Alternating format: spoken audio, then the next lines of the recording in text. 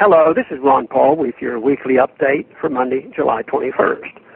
Just days after the tragic crash of a Malaysian Airlines flight over eastern Ukraine, Western politicians and media joined together to gain the maximum propaganda value from this disaster. It had to be Russia, it had to be Putin, they said. President Obama held a press conference to claim, even before an investigation, that it was pro-Russian rebels in the region who were responsible.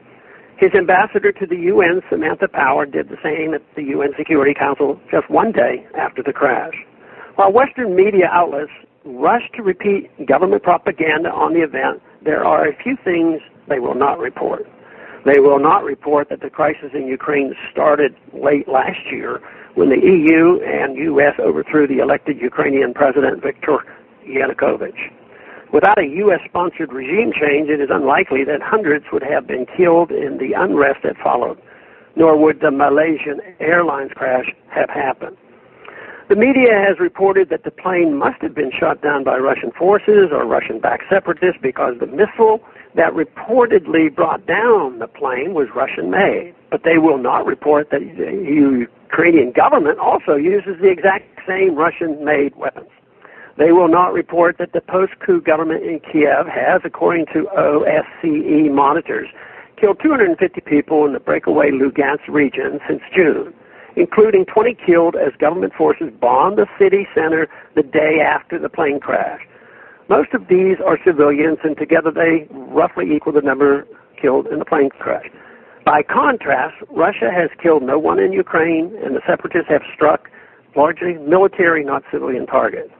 They will not report that the U.S. has strongly backed the Ukrainian government in these attacks on civilians, which a State Department spokeswoman called measured and moderate. They will not report that neither Russia nor the separatists in eastern Ukraine have anything to gain but everything to lose by shooting down a passenger liner full of civilians.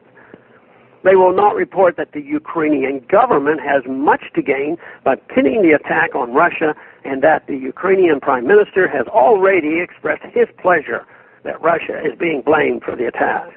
They will not report that the missile that apparently shot down the plane was from a sophisticated surface-to-air missile system that requires a good deal of training that the separatists do not have. They will not report that the separatists in eastern Ukraine have inflicted considerable losses on the Ukrainian government in the week before the plane was down. They will not report how similar this is to last summer's U.S. claim that the Assad government in Syria had used poison gas against its civilians in Ghouta. Assad was also gaining the upper hand in his struggle with U.S.-backed rebels, and the U.S. claimed that the attack came from Syrian government positions. Then, U.S. claims led us to the brink of another war in the Middle East. At the last minute, public opposition forced Obama to back down, and we have learned since then that the U.S. claims about the gas attack were false.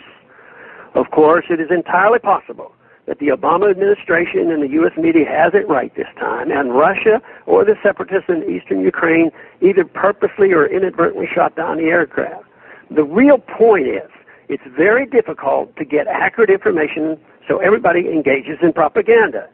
At this point, it would be unwise to say the Russians did it, the Ukrainian government did it, or the rebels did it. Is it so hard to simply demand a real investigation? Thanks for calling this update.